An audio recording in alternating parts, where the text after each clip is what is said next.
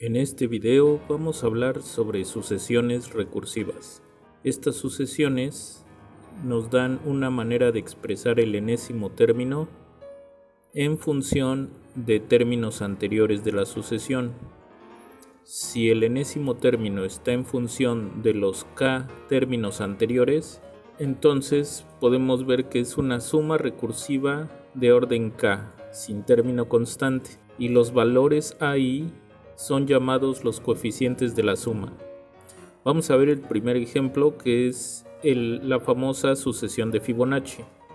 En este caso tenemos una suma recursiva de orden 2 y los elementos de la sucesión se calculan bajo esta fórmula como la suma de los dos términos anteriores, donde los valores iniciales son x0 igual a 1 y x1 igual a 1. Lo que vamos a hacer es implementar en R una manera de calcular el décimo elemento de la sucesión. Primero vamos a ver cuál sería el elemento si hacemos el cálculo a mano. Tenemos aquí el cálculo de los primeros 10 términos. Tenemos que x2 es 2, puesto que es la suma de 1 y 1. El siguiente va a ser 3, porque se va a sumar 2 más 1. Y el 2 y el 3 van a formar el siguiente elemento, que va a ser 5. El 3 y el 5 el siguiente, que va a ser 8, etc. Así hasta llegar al décimo elemento, que es 89. También se puede encontrar una fórmula explícita para el enésimo término de la sucesión usando teoría matemática. Esto no lo vamos a explicar mucho, pero si saben seguir estas cuentas, se puede llegar a esta fórmula. El enésimo término va a estar dado por esta expresión.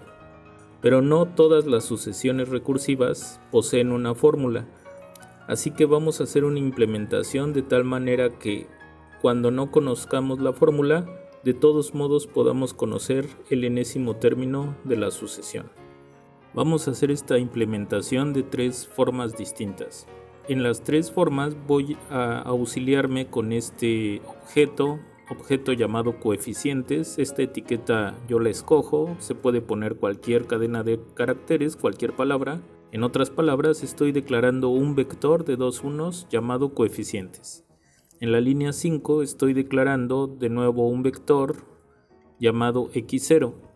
La línea 4 y la línea 5 nos sirven para establecer los coeficientes que acompañan a la sucesión recursiva, que en este caso de la sucesión de Fibonacci son el 1 y el 1, y las condiciones iniciales, que de nuevo también en este ejemplo son 1 y 1.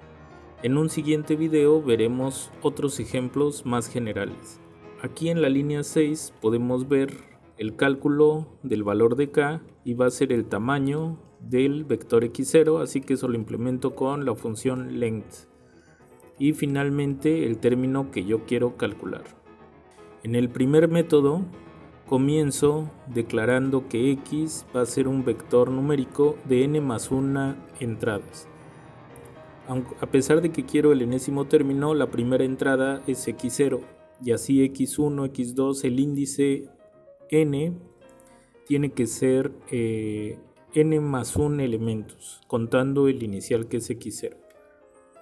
Y para empezar, declaro que los primeros elementos de la sucesión, que en este caso van a ser 2, el valor de la k ya es un 2, va a ser el vector x0. Este vector x0 también ya lo declaramos antes. Vamos a ejecutar la línea 4, la línea 5, la línea 6, la línea 7, la línea 10 y la línea 11. Ya ejecutadas, podemos ver aquí en el Global Environment cuál es el valor del vector x0. Y ahorita el vector x, que es donde vamos a ir guardando los valores de la sucesión, solamente contienen unos al inicio. En las líneas 12, 13, 14 y 15 voy a implementar con este for el cálculo de los elementos de la sucesión. Vemos en la línea 13 cómo vamos a ir usando un vector auxiliar donde vamos a ir guardando los sumandos necesarios para el enésimo término de la sucesión. Puesto que aquí solamente tengo en cada elemento de la sucesión una suma de dos términos, voy a tener que multiplicar siempre los coeficientes, que en este ejemplo son 1 y 1, por los últimos dos términos o los dos términos anteriores al que quiero calcular. Así que eso lo logro multiplicando este vector por este vector. El resultado va a ser un vector donde la primera entrada es el producto de las primeras entradas de estos vectores.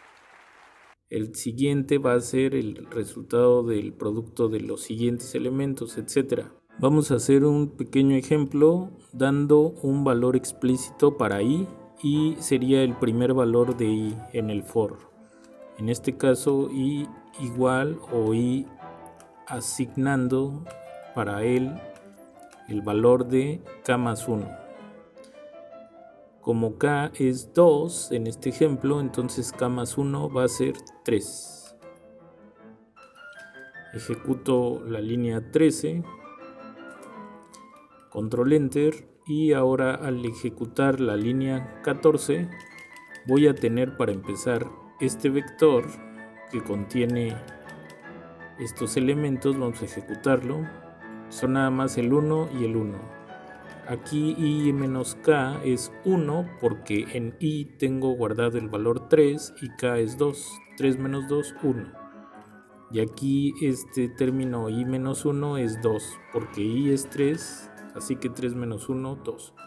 Por tanto tengo aquí el vector x, pero con los índices volteados. El 2 primero y después el 1.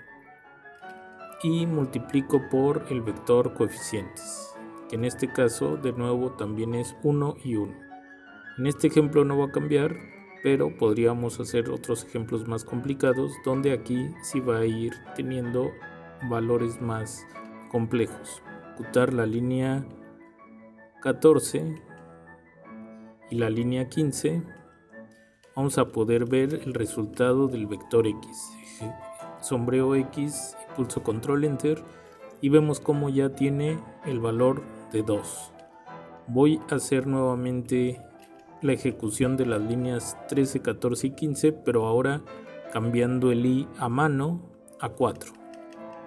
Así que sombreo, control enter y vuelvo a ejecutar x. Y ahora veo que ya está el nuevo valor de la sucesión, que es 3. En el siguiente caso nos va a dar 5, 8, etc. Así que vamos a hacerlo en automático para i desde k más 1, o sea en este caso 3, hasta n más 1, que en este caso es 11. Así que ejecuto la línea 12 y ahora ya podemos ver que en x están los primeros 10 términos de la sucesión. El que nos interesa es el último término, que es xn más 1, que sería el décimo término. N más 1 es 11, pero estamos contando el término x0 y vemos cómo obtenemos 89. Este es un gráfico de cómo se comportan los términos de la sucesión. Ahora vamos a ver el método 2, que es mucho más sencillo. Vamos a estar solamente usando un vector de dos entradas en vez de estar guardando todos los elementos de la sucesión. Así que este método usa menos memoria RAM y es mucho más rápido el cálculo. Ejecuto la línea 24 y ahora en el for de nuevo guardo primero como sumandos el producto de estos dos vectores. Esta función rev es la función reverse o reversa y nos da el vector x, pero con los índices invertidos. Así que si yo ejecuto x solito, En este caso no se ve mucha diferencia, pero si hubiera un 1 y un 2, al ejecutar la función reverse, va a ser 2, 1 el resultado.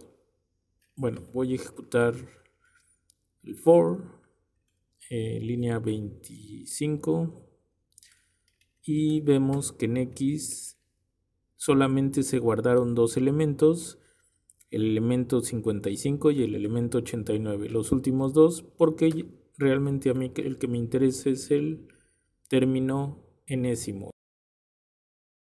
Y para finalizar, vamos a ver este método 3, donde es esencialmente la misma configuración del método 2, pero con otra sintaxis más natural, puesto que usamos ahora este objeto K anterior, y cuando lo ejecutemos aquí se le va a asignar los dos elementos anteriores. El K anterior que tenía dos elementos, pero le vamos a quitar el último, porque ese va a ser el término más viejo. Solamente nos vamos a quedar con el nuevo y le vamos a sumar justo el X que acabemos de haber calculado. Puede ser no muy claro, pero es mucho más natural, ya que lo entiendan, que el método 2. Así que vamos a ejecutar línea 35, línea 36, línea 37 y volvemos a obtener nuestro valor de la sucesión, nuestro décimo valor, que en este caso es 89.